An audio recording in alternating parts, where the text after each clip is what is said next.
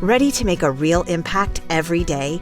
Join the Active Day Home Care team and help clients maintain their independence in the comfort of their own homes. Make a difference in someone's life as you provide essential daily assistance and protect their health and happiness. Earn up to $20 an hour and enjoy additional perks like optional daily pay, 401k, paid time off, ongoing educational training, and more. Join a team that values care, compassion, and your professional growth. Visit activeday.com to apply.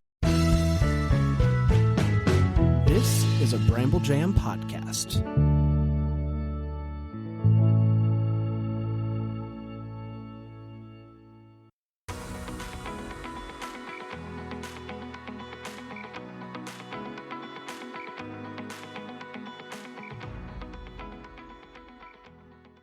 Welcome to Girls Gone Hallmark, a Hallmark review podcast. I'm Megan, and I'm a longtime Hallmark fan. I'm Wendy. I'm a former Hallmark hater.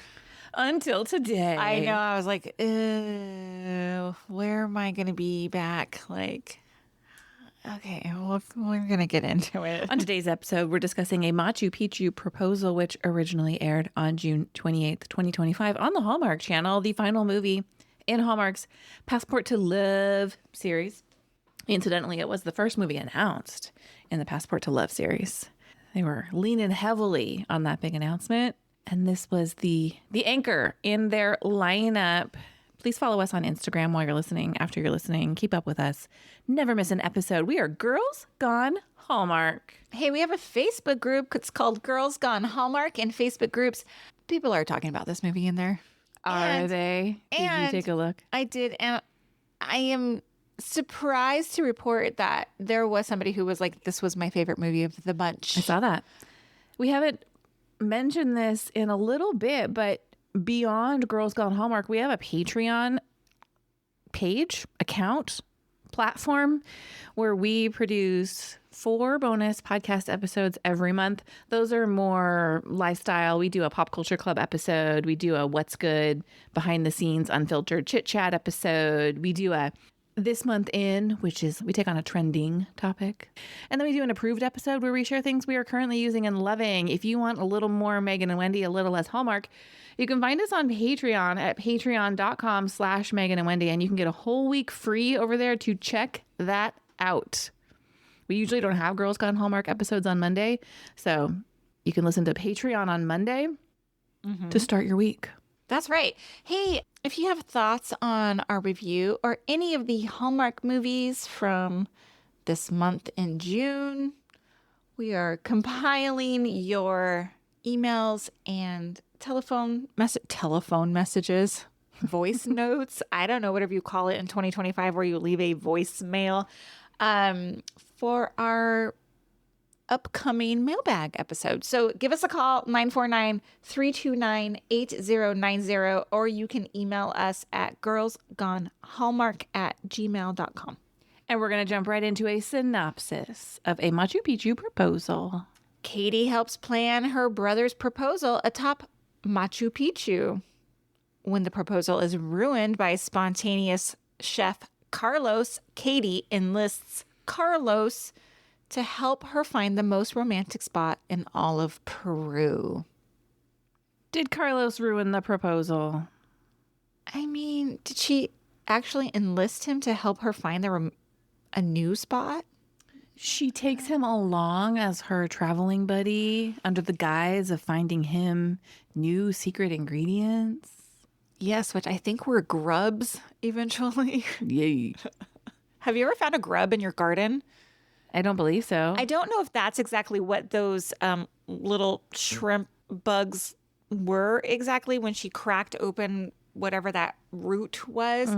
But on occasion in the backyard, I will find, like, if I dig into the dirt, I will find those. They look like shrimp bugs. I don't think I've ever seen one. But I don't also garden. I don't do any gardening. I know, but like, who's eating that? We tried to grow tomatoes one year and we got those really terrifying tomato caterpillars with the crazy eyes on the side of their heads. That was it. I couldn't do it. I was out. Never again. A Machu Picchu Proposal was directed by Colin Thays. Colin has directed several other movies starring Rhiannon Fish in his career, including Polar Opposites from January and A Costa Rican Wedding. Colin loves an on-location shoot, having also directed A Greek Recipe for Romance and Love in the Maldives. Juliana Wimbles wrote the script for A Machu Picchu Proposal. This is Juliana's 8th act. Writing, sorry. This is Juliana's 8th writing credit, having previously written this time each year. And A Costa Rican Wedding. Juliana is also an accomplished actress. She appears as cookie jar co-baker, in the Hannah Swenson Mysteries. Rhiannon Fish stars as Katie. Rhiannon is currently in the running for the star we've seen most frequently on Hallmark in 2025, as she was in the latest Signed, Sealed, Delivered installment, as well as Polar Opposites during January. I think maybe the only person we've seen as many times might be Allie Sweeney. Did Rhiannon Fish, was she in this last Signed, Sealed, Delivered movie? Yes. But not like she didn't play a huge role like she had previously. She was Charlie. I know, but she wasn't. They went on a road trip on that, and she didn't go on that road trip. Okay, Right. It's fine. She didn't play a prominent. She was just there. Yeah, she held down the fort, I believe, while they were gone. Alec Santos plays love interest Carlo. Alec previously appeared in all 4 unwrapping Christmas movies re-airing on Hallmark Channel during Christmas in July. BTW, we are not reviewing those movies. Christopher Vieira plays Katie's twin Dan. This is Christopher's first appearance on Hallmark. Michelle Rosello plays fiancée Luciana. This is Michelle's 4th acting credit and her first time appearing on Hallmark. We're going to take a quick break and come right back with our first impressions of A Machu Picchu Proposal.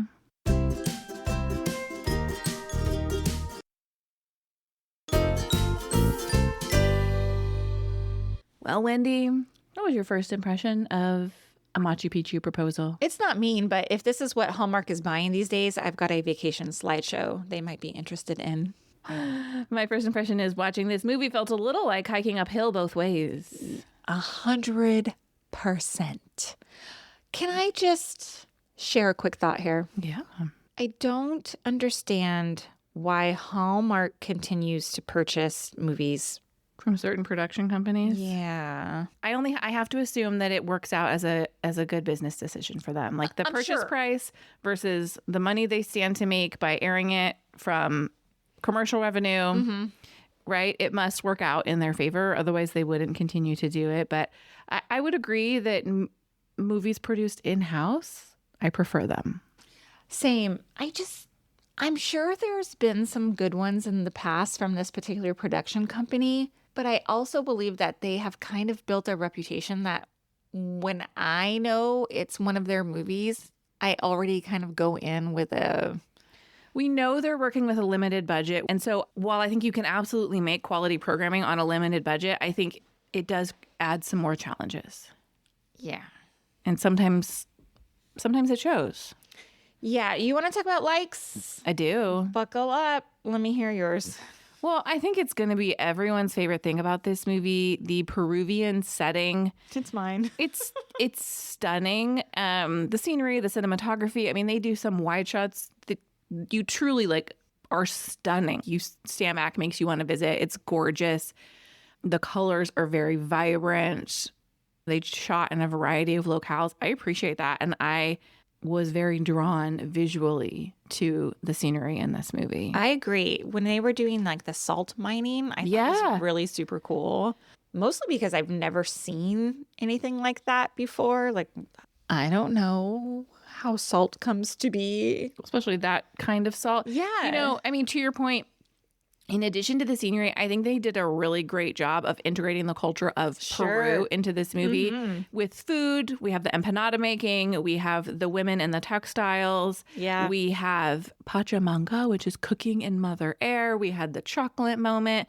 I just think it anchors the film in a real place with real people. And that was the most interesting part to me. I was like, yeah, show me more about what it's like there. I don't really care about what these guys are doing. Yeah. Running around causing mischief. Nice point. I did think that parade in the street thing was kind of scary, though. Because I don't like a mask. So that was kind of terrifying for me personally. Sure. But I can appreciate a cultural moment for sure, or an experience like that. I think that's really cool.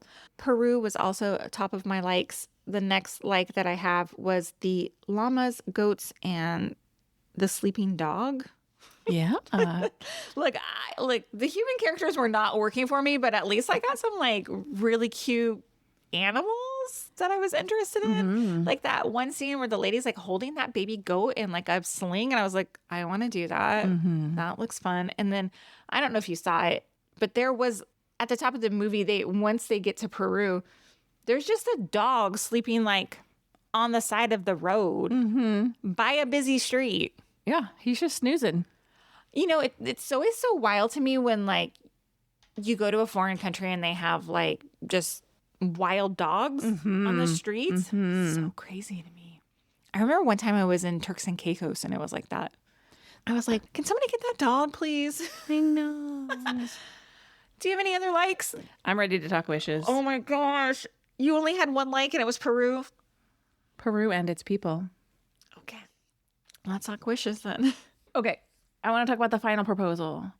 I think they leaned really hard into Dan's like techiness and his app. He makes a couple throwaway, blink and you'll miss them comments throughout the movie. There's one up top. He says something about geo-tracking, which I clocked because, we get a lot of these weird geo-tracking hijinks in some of these movies. And then at one point he's like, look at this new photo app. All of that comes together in theory in this proposal where we go from projector shot to VR experience. And as I said when we were watching the movie, they didn't really land the plane there for me. I just thought, what's happening? What in the fever dream is this? I don't know why they needed to do that. Honestly, here's the thing. They spent all this time trying to come up with this beautiful proposal and this memorable proposal and this photo-worthy proposal. And I really hoped that when all of their plans didn't work out for various reasons, that when Katie's calling her brother, she's like, don't worry, I have it under control. I wanted them to be like, we don't need any of that. Right? It's beautiful because we're together. It could be with her family. It could be sitting to dinner. The beauty is in our relationship, not what the photo looks like. Yeah. And then they had to go create a faux beautiful moment, and I didn't love it. No, and especially in like a world of Chat GPT and these like falsified moments. That was really weird to me. It was really weird to me. And back to your point, like they could have easily turned any moment into a romantic moment, but they were going so hard on Katie's. Well, she had a previous like proposal, right? That went sideways. Yeah, and this guy had like his special camera and he wanted this 360 shot. Yeah, I know. It just They doesn't. needed to let it go. I know. I thought it was just dumb. Dumb. For me, someone who hates hijinks, It was hijinks galore. God, this is your personal Everest, friends. I feel your pain. From losing the engagement ring to the like guy drinking the dairy-based drink and then breaking out in hives from the wool, like all of that stuff like kept building and building and building. I tap out. Like, Well, and it's so much that you start expecting it to happen at every moment. So it did happen at every when moment. Katie's walking along the salt flats, I'm like, oh, she's going to fall in. And when she didn't, you're like, oh, it's almost surprising because you just expect the worst at every turn. There were a lot of moments that things could have gone wrong and they didn't. And you start waiting for them to simply because, I mean, how many times are we going to drop the ring? Yeah, I know. Stop carrying around a ring loosely in proposals. That was her movie. A Costa Rican. She lost the ring in a Costa Rican proposal. Is that what it was I guess the message here is don't trust Rhiannon Fish, a Costa Rican wedding. Yeah. I was like, did it have the same name? Yeah, don't. Yeah, because the monkey steals it. Yeah. But she got blamed, remember? Because it was in her bag. As an actor, do you look at these scripts and go, am I going to play this character again where I'm the responsible one where I'm the one who is responsible for losing the engagement ring? No, she didn't lose it this time. Her brother knocked it into the chocolate. Fine. Speaking of her brother, Dan is just straight up goofy. Yeah. I think the idea was supposed to be that they're like twin nerds and they like really have that in common. They're these like strong type A personalities and they like to control everything. And when they couldn't control it, they couldn't handle their lives. I feel that. I feel that. But he was so, like, the way she handled things better than he did. He couldn't, like, recover. I thought, I don't know. And then he turned so mean on her when he, like, rips into her in this moment where, like, his fiance, she turns her ankle and he finds out that Carlos now knows about the proposal and blah, blah, blah, which, excuse me, was Carlos telling him, like, do the proposal now when your fiance or soon to be is here in pain on the ground? Like, that doesn't make any sense to me. But he was super mean to his sister. I have siblings, but we're not in close enough age to have, like, fights like that. Right. I know you have a sibling that's... Did you but guys we fight don't, like that? Not as an adults, like, but our relationship is very surface level. We did not get along as children. But on the one hand, I can understand. I'm the kind of person who, like, when I get frustrated and I am out of control, like, I will lash out at another person. I mean, it's not a quality I like about myself, but it's like, I'm so frustrated. I need to, like, one little thing put me over the edge and I need, he needed someone else to be at fault. I just felt like nobody was really thinking things through here. Their need to keep it a secret from Carlos was completely unnecessary. Agree. Because they just kept saying, well, Carlos he won't keep our secret. Luciana is one of his best friends. Why would Carlos not want her to have a beautiful proposal? He wasn't trying to interfere in their relationship. Right? Yep. So why can't you trust that if you bring him in on your secret, that he will then help make this the best possible scenario for her? But they had no faith in him. And all of this hijinks is based, in my opinion, on a false premise about them needing to keep it a secret from Carlos. Well, and that because they're such control freaks and Carlos is more of a, like, free go with the flow kind of guy. Like, I think that they thought he was going to ruin their big plan, but they couldn't even execute their own plan. No, they're, like, trying to have, like, double subterfuge here, right? Like, they're trying to keep the proposal a secret and she's taking Carlos on this, like, secret mission to find these proposal spots on the premise that they're finding some secret ingredient and to help his cooking. There's too many lying. There's too many plates spinning. Agree. Let's talk about our Did You See That moments? I have a couple. Yeah. Just a couple. The first one I have is at the top of the movie and Katie is in her home ec cooking room. And there's wallpaper in the background. And I'm like, is this a high school home ec class or my 1992 childhood bedroom? It was like a floral. I was like, what's happening here? That doesn't make any sense to me. The next biggest one that I noticed that we spotted at the same time. There was obviously some rainfall because when they got to Peru, Dan's shirt had raindrops like all over it. And then the next scene, no raindrops. Dry as a bone. Completely dry, yeah. I just have a couple little notes. There's a lot of orange in the costuming of this movie. And while I do think that this was a very colorful locale, and I think there's a lot of vibrance in the colors, I wondered if it was intentional because there's a lot of orange. You commented, do you have more Did You See That? You commented that Katie and Dan are often dressed very similarly to each other, almost like matching outfits, but not. Same colorways. Yeah. When they're exploring the markets, and by they, I mean Katie and Carlos, there are multiple shots where she's all alone. And these are what seem to me would be pretty crowded markets. There are narrow alleyways. There are small stalls for food and textiles. And there's not a person around. Yeah, that was so weird. And finally, they're in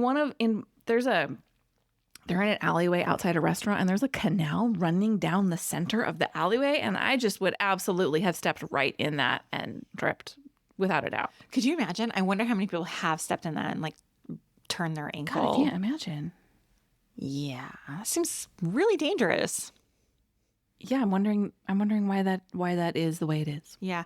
I had one more note, and I'm not trying to have some woman-on-woman crime here, but Rihanna Fish's voice at times sounded like she had kind of a little bit of a hoarse. Yeah, I think she might have had a cold. Might have a cold. And then at one time she uses like a baby voice, which really is a choice I don't love. Mm-hmm. That's it. What did you rate this movie? I gave it 1 star. Oh, I gave it 2. Wow. The scenery was enough for me to give it 2. Really? I know. I'm trying to think back. I hate when I do this, and I even asked you while we were watching this, is this better or worse than the hot air balloon movie from earlier this year? You thought it was better? I did. I gave that movie a 1 star as well. Me too. Yeah, for me, it's like a super bummer because I thought the entire, like the Passport to Love theme was good, and the other movies this month were good. It's a bummer to end on this note. Yeah, I didn't think the execution was super strong on this movie, unfortunately. And that's a complete sentence.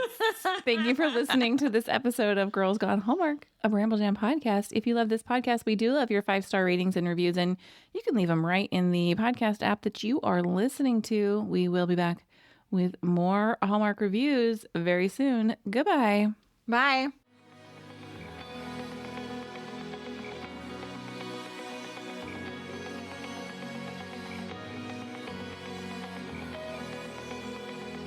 All right, friends, before we go, just a quick heads up. You're about to hear some ads. These little gems help us keep the show running and the Hallmark love flowing. So do with that info what you will. Grab a snack, hit the skip button, or maybe, just maybe, listen in and discover your new favorite product. Bye.